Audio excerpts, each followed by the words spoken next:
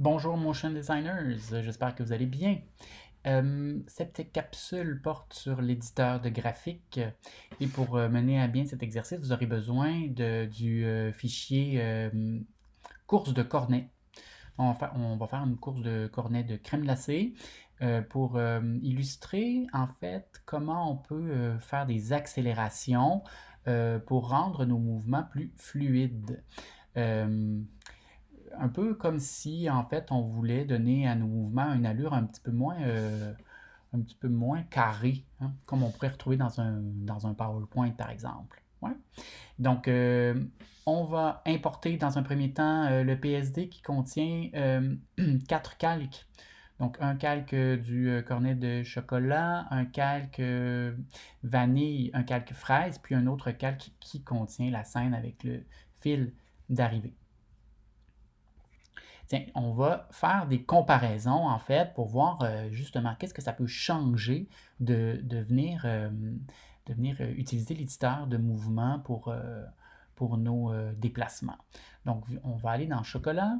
Donc, le premier cornet tout au haut. Et on va faire tout simplement une animation de position. Donc, on vient sélectionner position.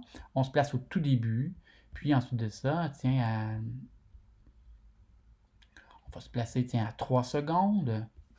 On va faire arriver notre cornet de crème glacée au fil d'arrivée. Si vous voulez avoir une ligne droite, maintenez Shift enfoncé. Donc, tout simplement, on vient de créer une animation qui va faire déplacer notre cornet de crème glacée au chocolat d'une façon linéaire. Oui, donc c'est bel et bien un mouvement linéaire. Donc, on va le conserver de cette façon-là pour justement travailler par comparaison. Tiens, on va y aller avec le deuxième cornet, le cornet de vanille. On va faire la même chose. Donc, on va animer au tout début. On va placer notre tête de lecture au début. On vient activer le chronomètre des images clés. Et on va faire exactement la même chose. À la 3e seconde, notre cornet va traverser la ligne d'arrivée. Voilà, donc on a maintenant deux cornets qui ont une vitesse rectiligne, mais regardez bien ce qu'on va faire pour notre cornet de crème glacée à la vanille. Pour trouver notre outil éditeur de graphique, il faut aller ici, dans notre fenêtre de calque. C'est le dernier outil, en fait. Vous avez une série d'outils, et c'est le dernier, c'est une sorte de graphique, ouais, avec une courbe. Donc, c'est cet éditeur de graphique-là que je vous demande d'ouvrir. Vous allez donc basculer dans une autre interface avec des courbes et des lignes droites. En ce moment, ça devrait être des lignes droites. Très bien. On va revenir à notre visuel habituel, si vous le voulez bien, parce qu'il y a une chose qu'on doit faire avant de se rendre dans notre graphique. Il faut absolument séparer les les dimensions. Pour séparer les dimensions, donc le X et le Y, je vous demande d'aller survoler le mot position et de contrôle-cliquer dessus. Donc, contrôle, clique sur le mot position. Oh, je suis bel et bien sur le calque de vanille et puis je vais séparer les dimensions. Séparer les dimensions va faire en sorte que chacune de mes valeurs va être sur une ligne différente, si on veut. Ouais? Donc, la position en X va être indépendante de ma position en Y. Dans le cas de l'éditeur graphique, c'est super pratique. Comme nous avons un déplacement qui est horizontal, c'est donc le X qui varie. C'est le X que l'on va vouloir chercher à utiliser. Donc, on peut très bien désactiver le chronomètre des Y. On sélectionne notre valeur en X. Ce faisant, vous allez voir hein, nos petits points, nos petites images clés sur notre ligne de temps vont se trouver à être sélectionnées. Et là, on peut rebasculer dans le mode éditeur de graphique. Et ce qu'on va faire, c'est en cliquant sur les points d'entrée et de sortie, vous allez voir, vont apparaître des poignées de Bézier qu'on va pouvoir déplacer. Si ce n'est pas le cas, venez dans les derniers outils. Je ne sais pas si vous voyez bien ici, là, à la toute fin de ma fenêtre, il y a des poignées de Bézier qu'on peut faire apparaître soit à l'entrée ou à la sortie.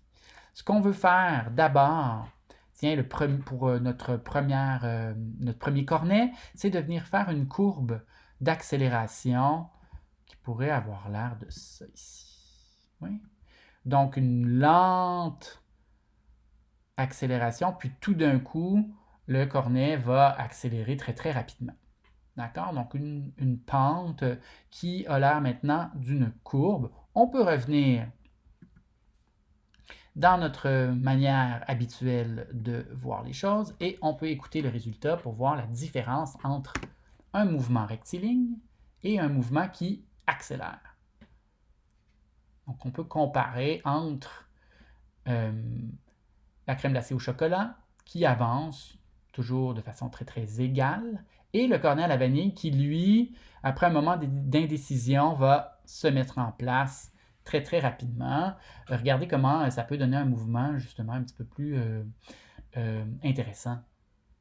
Et je vais faire la même chose pour mon troisième cornet de crème glacée à la fraise. Je vais animer la position, donc de sorte à ce que mon cornet s'anime lui aussi de façon rectiligne dans un premier temps. Tout comme pour le cornet de crème glacée à la vanille, je vais venir séparer les dimensions de ma position, le X et le Y. Donc, je contrôle-clique sur le mot position pour séparer les dimensions. J'ai toujours besoin de faire ça si je veux utiliser l'éditeur de graphique avec cette fonction de position. Je peux utiliser l'éditeur de graphique avec tous les paramètres de base, l'échelle, la rotation ou l'opacité. Alors, je vais, encore une fois, venir mettre en surbrillance la position des X, puisque j'ai un mouvement horizontal. Je vais voir mes images clés en bleu.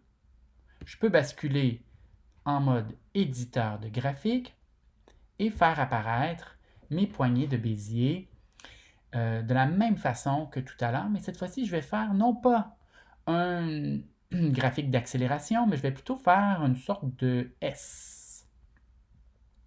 Donc, je vais tirer ma poignée de Bézier vers la gauche, celle de la fin, et ma poignée de Bézier du début, qui est en bas, je vais la tirer vers la droite pour faire un S. Donc, si tout à l'heure j'avais une courbe d'accélération dite proportionnelle, ici j'ai quelque chose qui ressemble vraiment plutôt à une sorte de S, donc il va donner un autre type d'accélération. Retournons en mode de visionnement normal pour pouvoir comparer.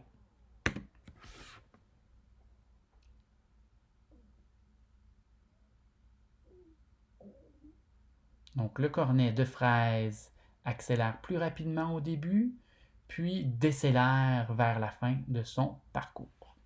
On peut utiliser l'outil éditeur de graphique pour toutes sortes d'animations, que ce soit pour de la typographie, pour des éléments visuels, et ça fait en sorte qu'on a des mouvements qui sont moins rectilignes.